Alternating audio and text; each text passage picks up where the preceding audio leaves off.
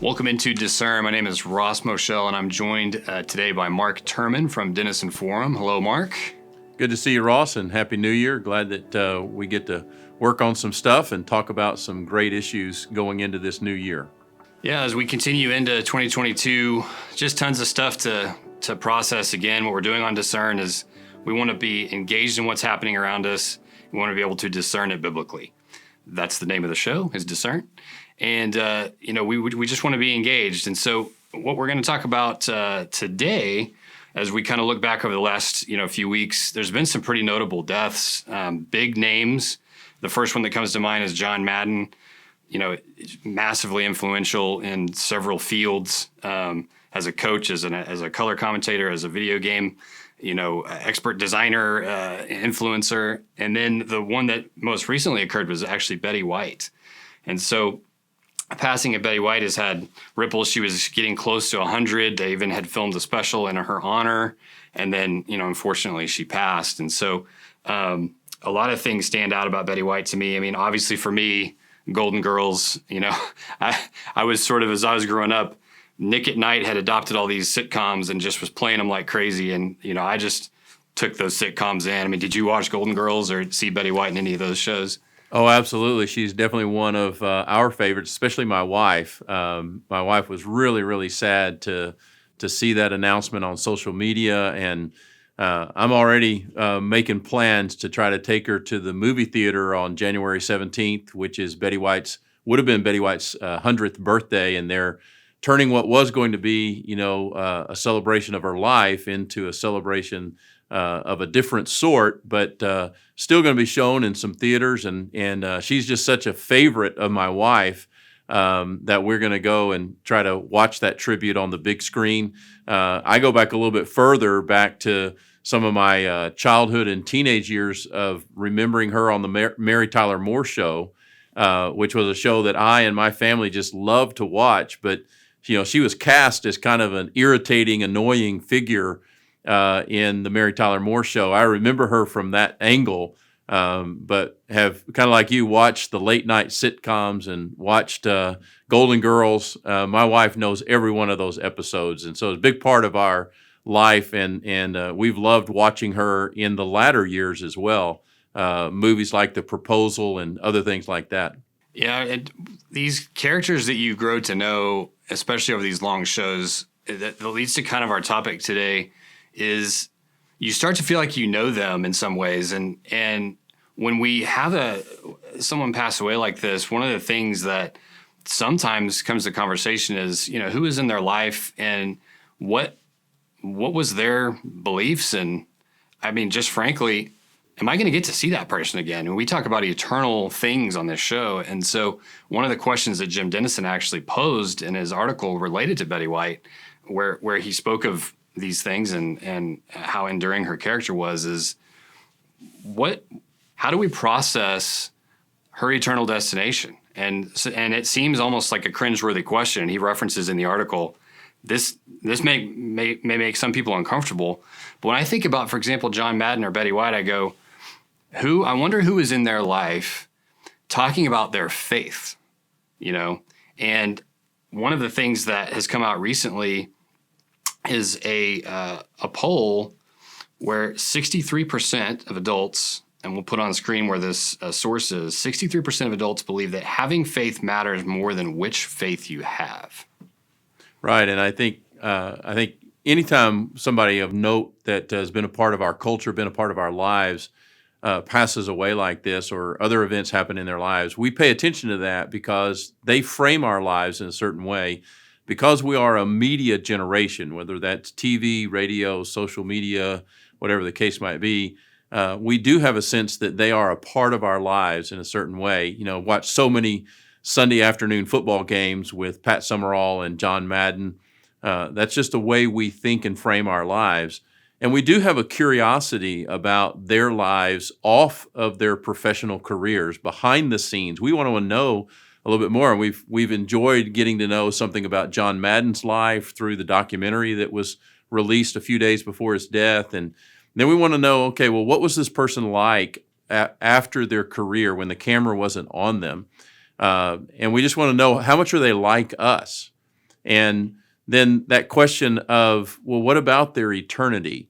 It kind of reveals the reality that we all face in terms of understanding our own mortality and, well, what happens to any of us? And where did that person go? Where would that indicate where I might be going with my life when it's over? The Bible says that, God put eternity in our hearts.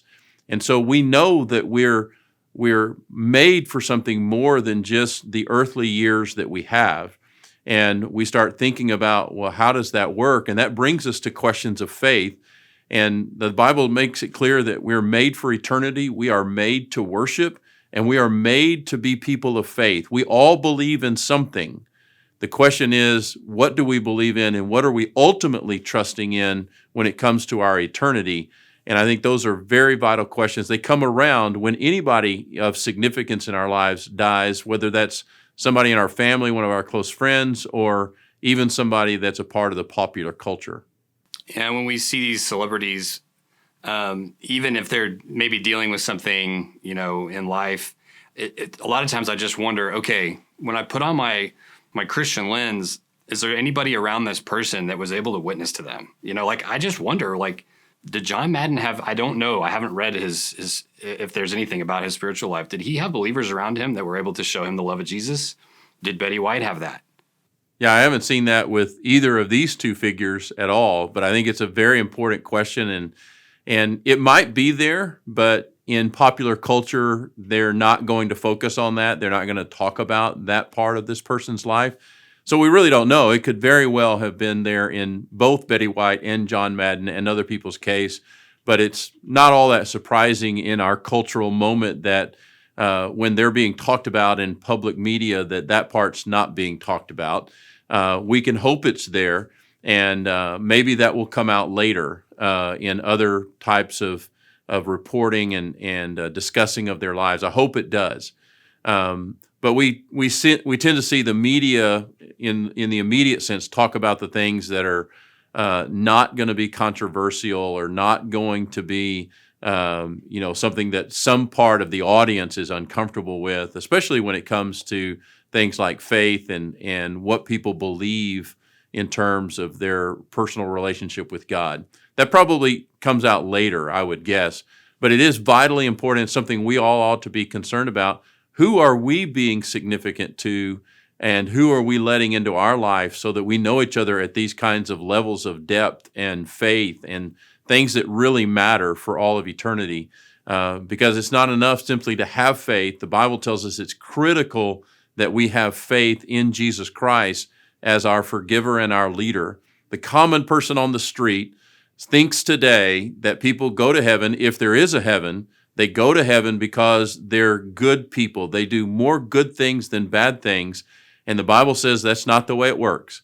That the only way that we go into an eternal relationship with God in this place called heaven is through a personal relationship of trust in Jesus Christ as our forgiver and our leader. And I hope that's true of John Madden. I hope it's true of Betty White.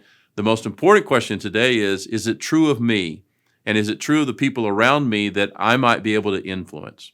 Yeah, and as Jim says in his article, and I think as you just stated, it is not our place to judge their eternal destination. And the talking point really comes around this idea that I think if you were to try to address that in media or publicly, you're gonna see a lot of people take this real roundabout way because it is controversial. And this survey would back up, again, 63% believe that having faith matters more than which faith you have.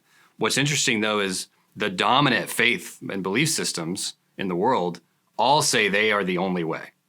So those two sentiments are in direct conflict, but it's just a topic that our culture would just rather not navigate. And this is not a question about Betty White or John Madden that our culture is asking. And it's not really the question we're asking. The question I think we're asking is, what are the things that we can and should do in our own lives to kind of combat this tendency to put everything in if you're doing what's good, it's going to work out for you. That's kind of the cultural trend is if I'm doing what's good and I'm being a good person and I believe that there's a God and I'm not murdering people, it's going to work out. And the challenge of that, particularly in our cultural time, is that we are more and more a post-truth culture. And so the definition of what it means to be a good person is for many people very fluid. And so that starts to become troublesome when you start talking about the idea that we don't believe is true, but the idea that, well, good people go to heaven and bad people don't. Well, what do you do in a world like ours where the definitions of good and bad seem to be changing in a big way almost daily and per person? And then that really upends that whole idea about, well, good people go to heaven and bad people don't. Well, who defines what good and bad is? We're struggling with that core question as well. And thank you for your thoughts, Mark. That is our show for today. We will see everyone next time right here on Discern.